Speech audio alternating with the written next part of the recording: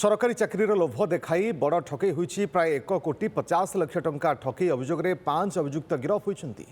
गंजाम बैद्यनाथपुर थाना पुलिस एक बड़ चाकरी ठकई राकेट पर्दाफाश करिछि। विभिन्न सरकारी विभाग में चाकरी कराई देवार प्रतिश्रुति देई बेकार युवकों ठारू टंका आदाय करुथिले अभियुक्त माने। अभियोग आधार तदंत करी जगदीश कुमार बेहेरा, बनिता बेहेरा, अजित पंडा, शिशिर कुमार मिश्रा और लिटू स्वाई को गिरफ करिछि पुलिस। तदंत बेले विभिन्न संस्थार नकली नियुक्ति पत्र और टंका रसीद और ऑनलाइन टंका कारबार संबंधी दस्तावेज जबत होइछि। अभियोग अनुसार प्रार्थी मानक ठारू टंका संग्रह करी जगदीश बेहेरांकर बैंक अकाउंट को 1,50,50,498 टंका पठा जाइथिला। या सहित साक्षींकर उपस्थिति में 98 लाख टंका नगद मध्य दिया जाइथिबार जଣା पड़िछि। प्रार्थी मानकर मूल शिक्षागत प्रमाणपत्र मध्य अभियुक्त माने निज हेफाजत रे रखिथिबा अभियोग होइछि। गिरफ समस्त अभियुक्तों को कोर्ट चलाण करिछि पुलिस। घटना रे आउ केते जनकर संपृक्ति रहिछि एवं ठकईर परिमाण केते से नहीं तदंत जारी रहिछि। जगन्नाथ साहू आम प्रतिनिधि जोड़ुछन्ति आम सहित फोन लाइन में अधिक सूचना पे। जगन्नाथ, ये बड़ ठकईर अभियोग सामना को आसुछि, डिटेल सूचना दियंतु एवं केते पाखापाखि आसाई जो मानकु एई भली व्यापक परिमाण ठका जाइछि। देखु ए तो निश्चित भाव गोटे बड़ ठकई एते ठकई घटना रे फ्रड दंपति तो कह जाऊँ जगदीश और पत्नी को गिरफ करिछि बैद्यनाथपुर थाना पुलिस। तबे 2.5 कोटी टंकार ऊर्ध्व टंका एमाने विभिन्न माने युवक युवती जो माने कि चाकरी आसे युवक युवती एमाने सहित जोगाजोग आसती। जोगाजोग आसवा पर विभिन्न प्रलोभन देखा जाए जो कि ओएसएससी रो कि एएसओ परीक्षा एमती विभिन्न सरकारी चाकरी कहुए से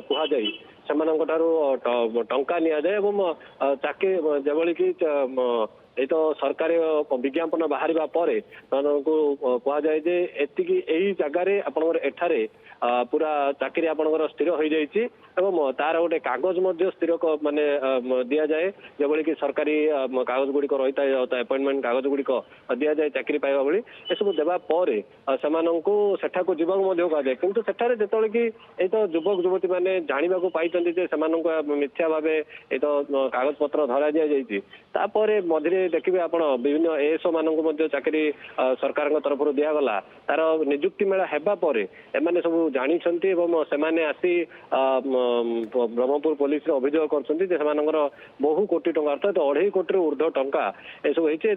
केवल ब्रह्मपुर गोपालपुर अंचल दंपति नुहति भुवनेश्वर अंचल और जगतसिंहपुर खोर्धा अंचल विभिन्न एजेंट जो ठकई तो मुख्य कारपटदार मान अच्छा से मैंने यही तो फ्रड दंपति सहित मिसी ये जो पिला ठकई कर पूर्व दंपति गिरफ हो जेल को जाइए हाईकोर्ट रू जमीन आसती पुणी थे युवक युवती मानकर तो निरीहतार सुजोग नहीं एवं युवक युवती मैंने जेहेतु कि आशाई रोचंती चाकरी सरकारी चाकरी टे मिल जाए से निज पालरे पकाउछन्ति एवं सेमानक ठारू कोटी कोटी टका ने लूट कर दउछन्ति हम सेमाने फिटी जाउछन्ति। एबे आहुरी बहुत युवक युवती जहाँ पुलिस तदंतर जना पड़छि केवल ये 2.5 कोटी टंका नुहे आहुरी बहुत युवक युवती एभली ठकईर शिकार होइछन्ति किंतु लोकलज्जा और पुलिस तदंतर शिकार हेबा को भय करी सेमाने आसुनांती। पुलिस कहवा हला जे एभली कोनोसी सरकारी चाकरी को माने सरकारंकर तो निर्धारित संस्था बिना अन्य कौन संस्था दे पारिबो नै सेति एभली ठकई फसंतु ना एवं जदि भी किसी अभियोग रही पुलिस निकट जनइले पुलिस विरोध में कठोर कार्यानुष्ठान नब। हाईकोर्ट नियम रही जो मैंने एभली ठकई कार्य रही जो मैंने कि अभियोगकारी को टंका फेरस्त पर ही जमीन मिल से पुलिस कही समस्ते ए माने अभियोग करूँ पुलिस तार अधिक तदंत कर विभिन्न दस्तावेज जबत कर अकाउंट ट्रांजैक्शन जबत कर कैश अमाउंट को किभली भाव दि जाइए कौ अंचल दिया ए सब डिजिटल फुटप्रिंट जबत कर आग को आर चार्जसीट दि कठोर कार्यानुष्ठान बोली ब्रह्मपुर एसपी कहते। ओके, बहुत बहुत धन्यवाद आपन समस्त सूचना आम प्रतिनिधि जगन्नाथ साहू अधिक सूचना दौले।